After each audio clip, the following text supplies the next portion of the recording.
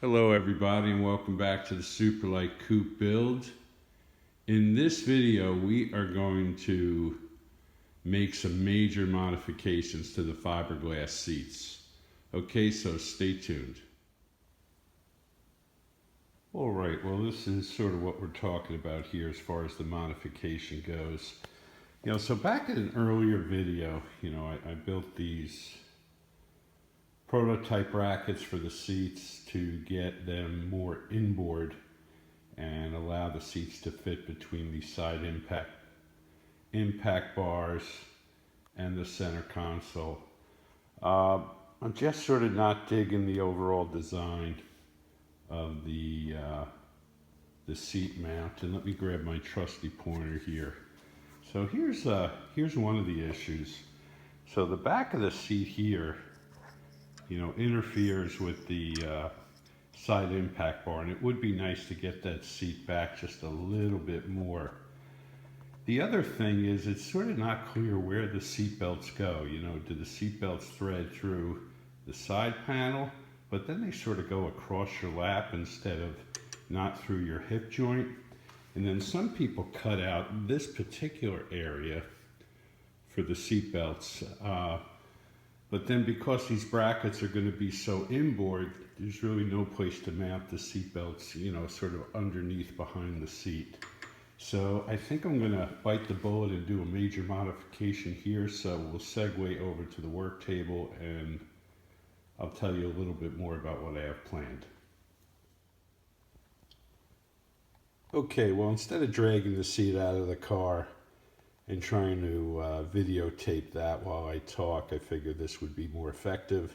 So here's a picture of the side of the seat with the mounting area for the bracket. So I'm thinking of removing this whole area and then adding a little fiberglass material with a steel insert to screw a new bracket that just happens to be more inboard and lower on the seat.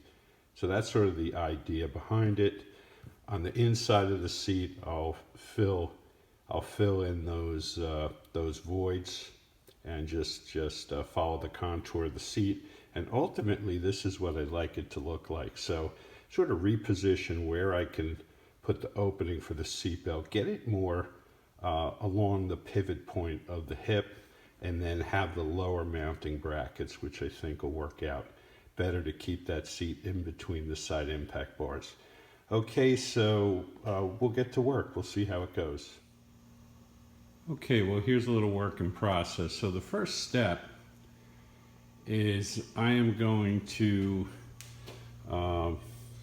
basically plaster in or spackle in this area and then sand it down to get the shape. And the first step was to just make a pattern of this area here with some crepe paper and some masking tape. Then I used just some foam board or cardboard would do. So anyway, I just wanted to build this up so I didn't have to put more spackle than necessary.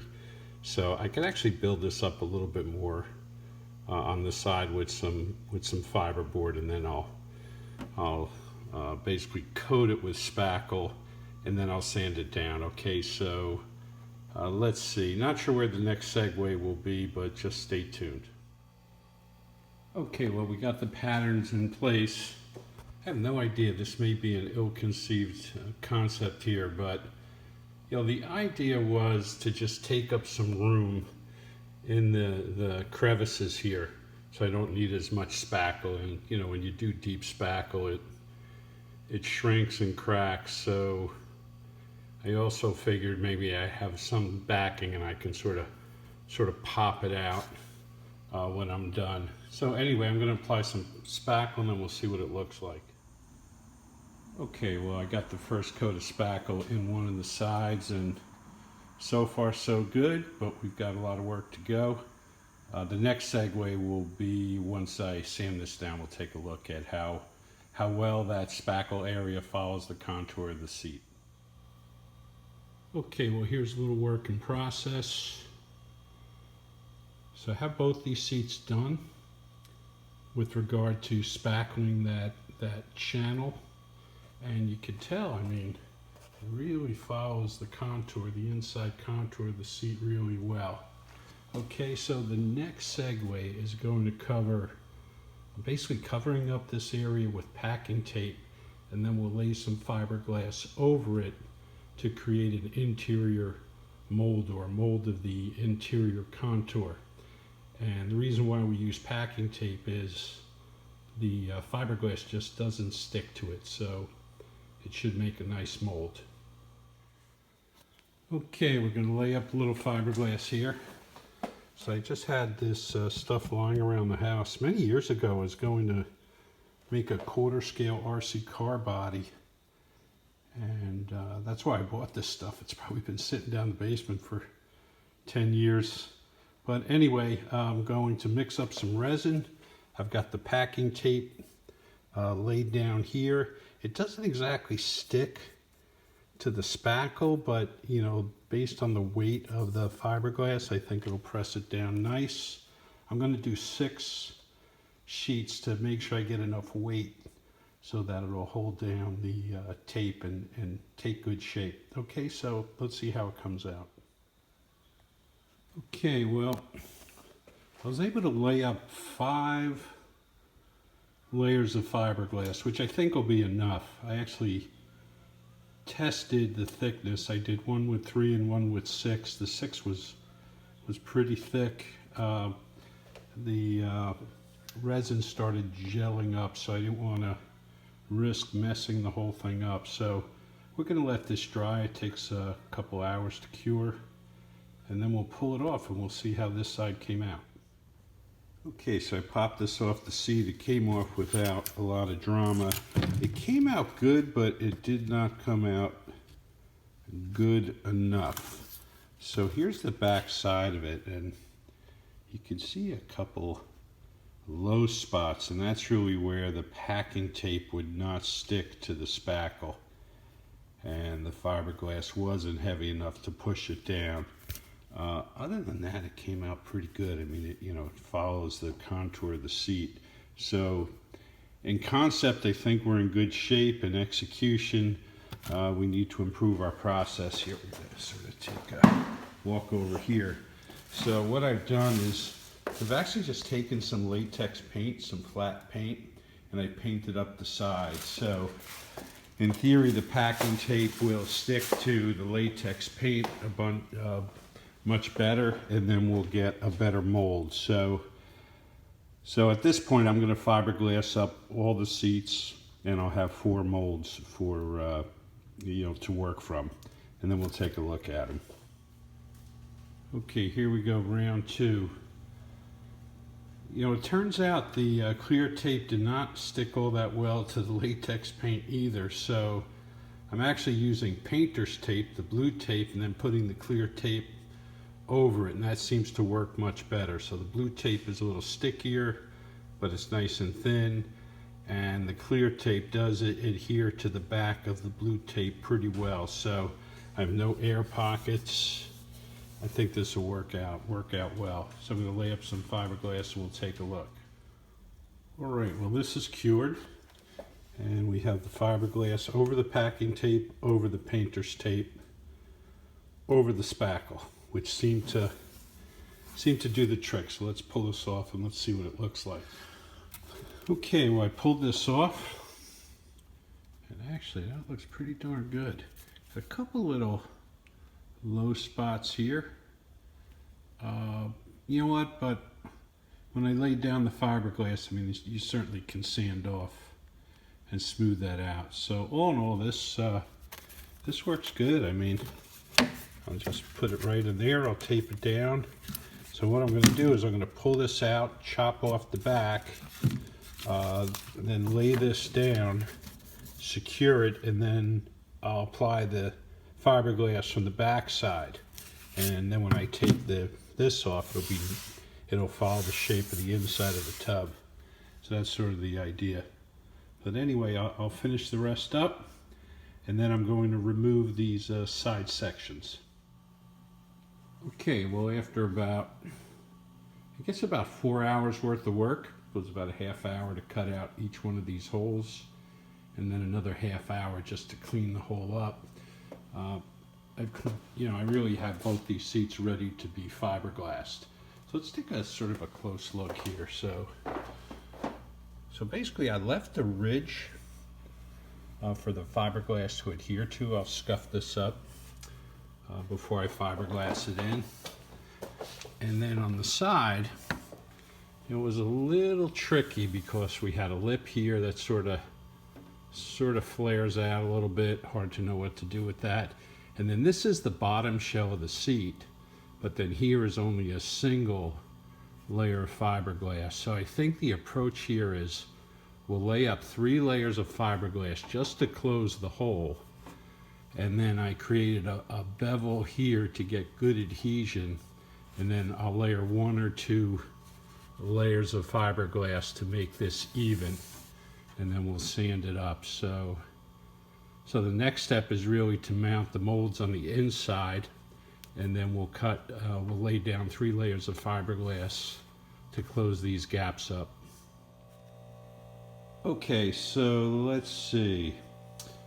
I'm going to cut out 6 pieces to fill out the hole that we cut in the side of the seat, and then I have 1 larger piece which I'll lay over, and that'll add a little more strength and basically bond the pieces that fill the hole with the side of the seat. Okay, so I'll cut these out and then we will apply the fiberglass and see how it looks.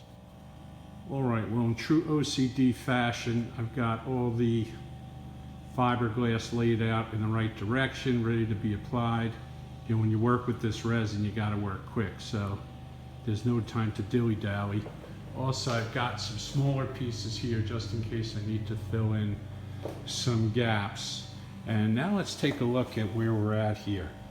Before I describe what I'm doing, I do want to give a huge shout out to Alfonso from East Coast Gullwings.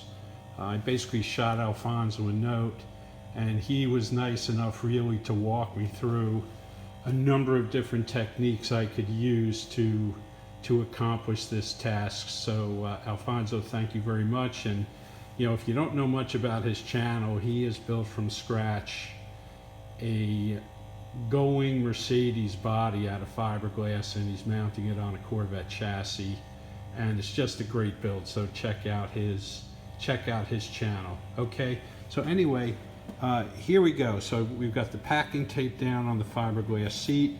I trimmed up the mold that we made in an earlier video, and I used hot glue to press it up against the side here and glue it in, and actually ran a bead all the way around so none of the resin would leak out. And then you can see behind the side, I mean, there's literally no gap.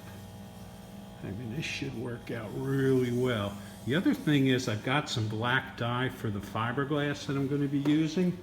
So when I pull this off, I should have, you know, a nice black resin fiberglass section in there, and it should look pretty good, at least on the inside with minimal sanding. The outside, I think, we'll need to use some fiberglass Bondo to finish it off. But anyway, let's see how it goes.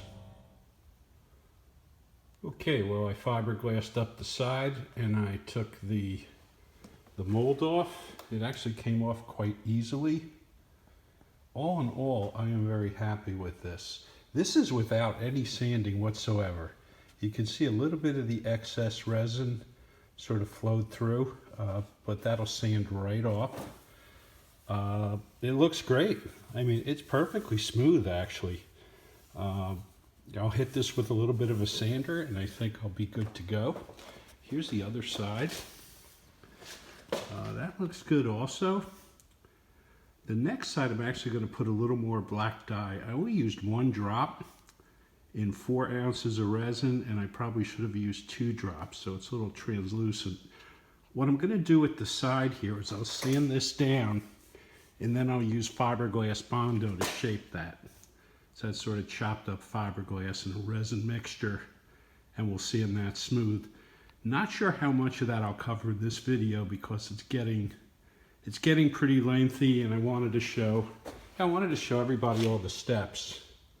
Okay, but so far so good. So what I'll do is I'll finish up this side and the other seat, and then I'll really just take a crack at sanding some of this, and then I think we'll call it a wrap. All right, well, this will be the last, or the next to last segment of this video. So I hit the seat with orbital sander, 100 grit disc, you know, just to sort of get rid of that excess resin that leaked through, and just sort of create the create the shape and get rid of some high-low spots. You know, it's not ready for painting. I mean, it's got some pinholes, I've got a couple air pockets, and also you still can feel a ridge in certain areas. So I'm ultimately going to upholster these seats, so I don't think it's going to matter, but just for the heck of it, I may try to finish it up and gel coat it just to get some skill, because I do have a couple modifications to the body in mind, and I'd like to basically gain some fiberglassing skills.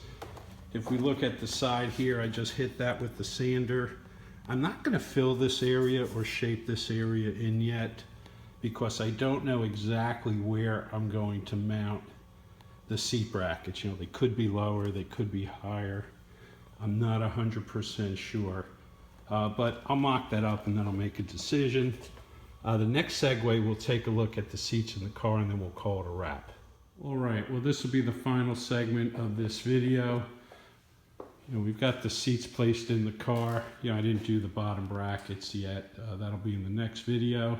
But you can see now, if I zoom in, I mean, there should be ample room to build out the side of the seat and attach a bracket, and it easily now clears the side impact bar. And it just looks good. You know, it doesn't look like it's all jammed in. And I should be able to get those seat belts at the correct angle, at least for me.